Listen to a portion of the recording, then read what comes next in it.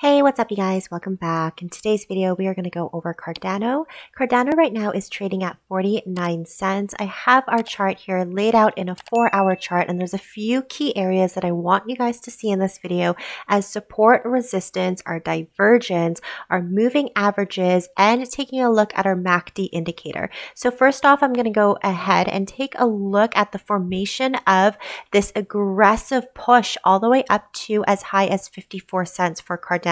We did start in this indicator at the very bottom here as our moving averages 20 and our 50 crossed over on an upside, giving us this momentum here. And if we were to pair it off with our MACD, we can see that the lines, the signal line and our MACD line was slowly closing in as if they were going to cross over, showing us a potential downside. However, it expanded by our moving averages crossing over, giving us our benefit of a potential upcline. Now, one of the things that we want to see on our RSI that I have out here for you guys is a hidden divergence, and this is a bearish hidden divergence by seeing our key point right here hitting at the very top of our Bollinger Band, quote unquote being considered overbought, and hitting an RSI as high as 75% here that we can see at the very top of my chart. Now, if we can see the next area of another uptrend is at this peak here, again as high as 54 cents, we can see our RSI reached at 73. So there is a slight difference when it comes to our RSI coming into a downcrease or a downtrend in our actual chart showing an uptrend. And this is our divergence that's going to bring us all the way back down to an area of support. Now, if we quickly take a look at what's happening on the chart here is we got capped up at 54 cents. Now, if I scroll out, it's going to be very, very common here as an area of resistance right here on June 15th, capped out at 54 cents. So this is a known area of a resistance line. When we take a look at our two peaks here on our left shoulder, on our head, we could actually see or predict in the next couple of hours another test on a area of resistance that I have laid out at 54 here. So at 50 cents, if the price does come back up, okay, we're just going to say hypothetically the price does come back down, come back up and retest this area as a resistance line, we're creating a shoulder considered as a right shoulder in a known chart pattern called head and shoulders. And because we've got a shoulder here, our head, our shoulders, and our neckline going to be at the 50% of our fib chart, it essentially is a top head and shoulders, which is a bearish chart pattern. So watch out for that if in the next couple of days we do see the right shoulder being formed and testing this resistance line here.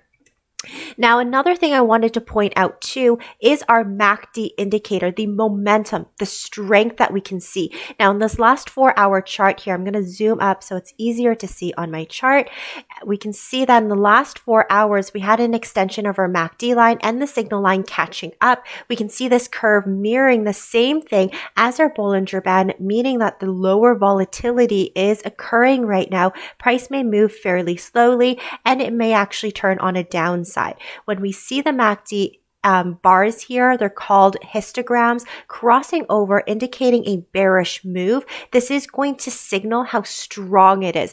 The smaller the bars are, the weaker the signals and the momentum it's going. So if we see bigger bars in the next couple of hours or so, or whatever chart that you are using in the time frame, then it's going to predict how far this is going to come. Now, if we quickly take a look at an area of support where the price may find itself, it's roughly going to be around 45 cents or 38% of our fib chart. I'm going to squeeze it out here and we can see on our volume indicator off to the side, this is the next area where price was able to capture more audience where the price was leading to. So when we leave an area of supply and demand, we are going to go into the next area of larger demand, which is roughly around this price of 47 cents all the way into this next area of 45 cents here. So you see the 47 to 45, even though it's only 2 cents different, it had the most area of trades, either buy or sell. And we can see roughly around 38, a lot of indicators of support.